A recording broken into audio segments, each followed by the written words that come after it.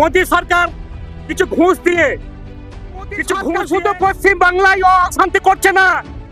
এই মোদী সরকারকে বলেছিলাম, মনে করেছিলাম যে পশ্চিম বাংলায় শুধু আগুন নয়, এই মোদী সরকারের বজরং দল শুধু পশ্চিম বাংলা নয়,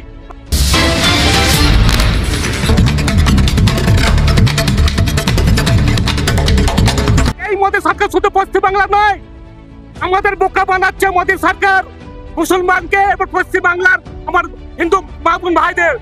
এই সব জায়গায় আগুন জ্বালাবো শুধু মোদী সরকারকে সাহস শুধু এই যে আমাদের রাজ্যে মিছিল করেছে, এরা বুঝতে পারছে না, ভালো বলবে না।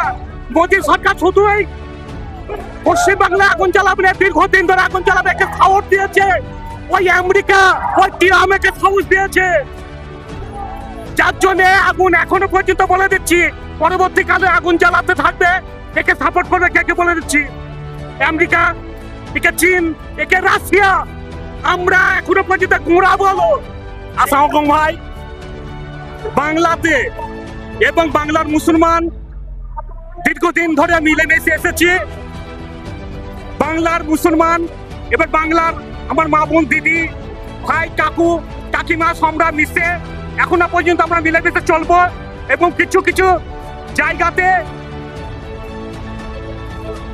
জায়গাতে মোদী সরকার কিছু ঘুষ দিয়ে কীর্তন, কিছু মন্দিরে ঘুষ দিয়ে কিছু কীর্তন করাতে কিছু হিন্দুদের মুসলমান মসজিদের পাশে মন্দির আছে, কিছু টাকা দিয়ে হিন্দু মুসলমান একটু গন্ডগোল করে দিতে চাইছে, বিরাট একটা অশান্তি করতে দিয়ে যাচ্ছে। আমরা বুঝতে পারছি না সমস্ত জায়গায় এই মোদী সরকার শুধু পশ্চিম বাংলায় অশান্তি করছে না। এই মোদী সরকারকে বলেছিলাম, মনে করেছিলাম যে পশ্চিম বাংলায় শুধু আগুন নয়, এই মোদী সরকারের বজরং দল শুধু পশ্চিম বাংলা, তোমার কাশ্মীরে মোদী সরকার শুধু পশ্চিম বাংলা নয়, আমাদের বোকা বানাচ্ছে মোদী সরকার মুসলমানকে এবং পশ্চিম বাংলার আমার হিন্দু মা বোন ভাইদের। এই সব জায়গায় আগুন জ্বালাবো শুধু মোদী সরকারকে সাহস শুধু এই যে আমাদের রাজ্যে মিছিল করেছে, এরা বুঝতে পারছে না, ভালো বলবে না।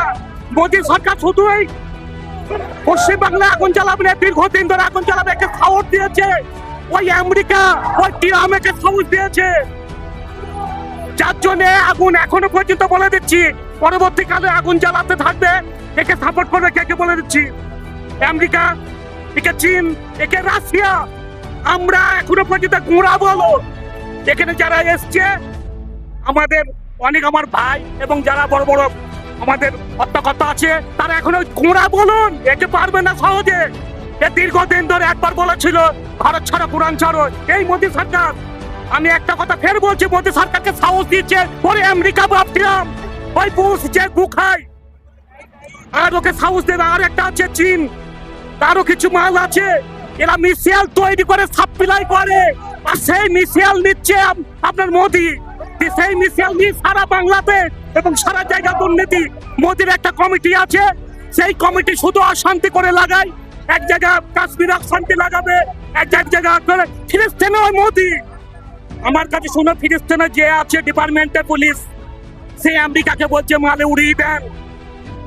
ওখানে কিছু মুসলমান আছে আর ফিলিস্তিনে কিছু মারোয়ারি ডিপার্টমেন্টে ওরা আমাদের সিআইডি যারা আছে, সিবিআই, এই যে মুখ্যমন্ত্রী মমতা বন্দ্যোপাধ্যায়কে বোকা বানিয়ে রেখেছে দিদির কাছে যারা আছে, ওই লাল কুত্তা, ওই মোদির সেই কুত্তা দিদিকে বলছে, দিদিকে ভুল বোঝাচ্ছে। যারা সিবিআই আছে তারা দিদিকে ভুল বোঝাচ্ছে, ওরা কিন্তু মোদির সাপোর্ট।